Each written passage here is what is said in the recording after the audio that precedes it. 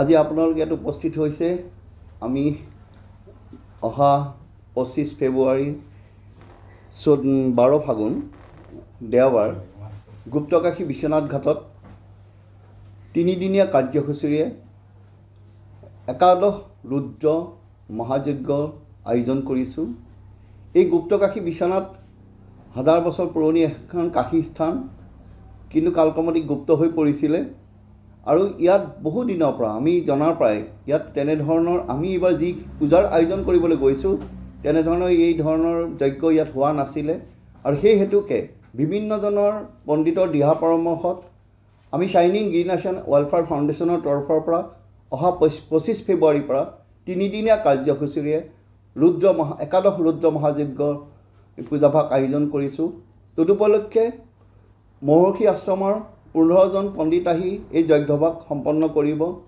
এই যজ্ঞৰ লগতে ৰুদ্ৰৰ যি শিৱলিংগৰ অভিষেক হ'ব এই পুৱা প্ৰাতঃকালত।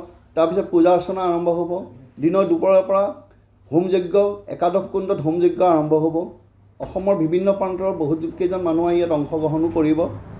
ইয়াৰ লগতে সন্ধিয়া হোৱাৰ লগে লগে গংগা যি ধৰণে আৰতি হয়, আমি নমামি ব্ৰহ্মপুত্ৰতো এই ধৰণৰ আৰতি ইয়াত কৰিছিলোঁ। এই আৰতি তিনিদিনীয়া কাৰ্যসূচীত থাকিব আৰু তাৰ লগতে সন্ধিয়া ভাগত ভক্তিমূলক আমাৰ যি ভজন কীৰ্তন হ'ব সেই ধৰণৰ ব্যৱস্থা কৰা হৈছে।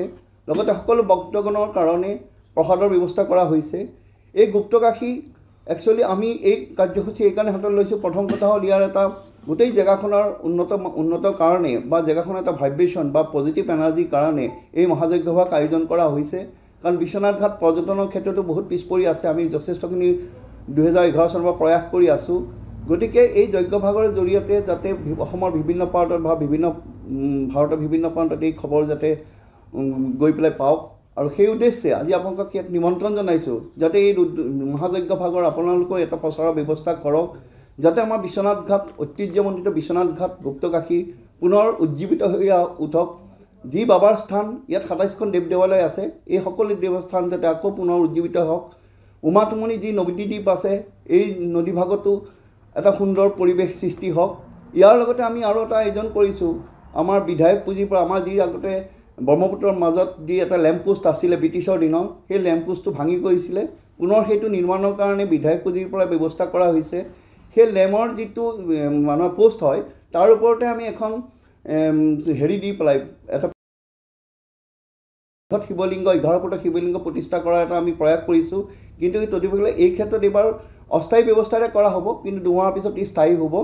গতিকে যাতে পৰ্যটনৰ ক্ষেত্ৰতো ই বিকাশ হওক, ধাৰ্মিক ক্ষেত্ৰতো বিকাশ হওক, সেই উদ্দেশ্যৰে আৰু সকলো ভক্তপ্ৰাণ ৰাইজৰ সনাতন ধৰ্মী ৰাইজৰ যাতে সকলোৰে এটা ভাল এটা মানে অৱস্থাৰ সৃষ্টি হওক, এই পদক্ষেপ হাতলৈ আমি এই মহাৰুদ্ৰ যজ্ঞভাগ আয়োজন কৰিছোঁ। ধন্যবাদ।